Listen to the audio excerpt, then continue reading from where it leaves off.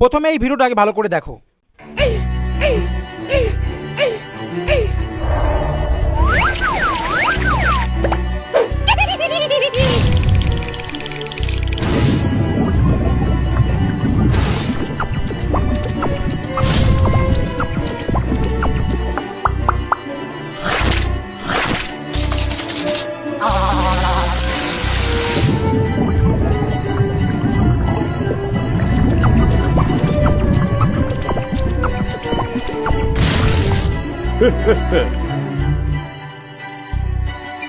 তো এই ভিডিওটা দেখে আমরা কি শিখলাম?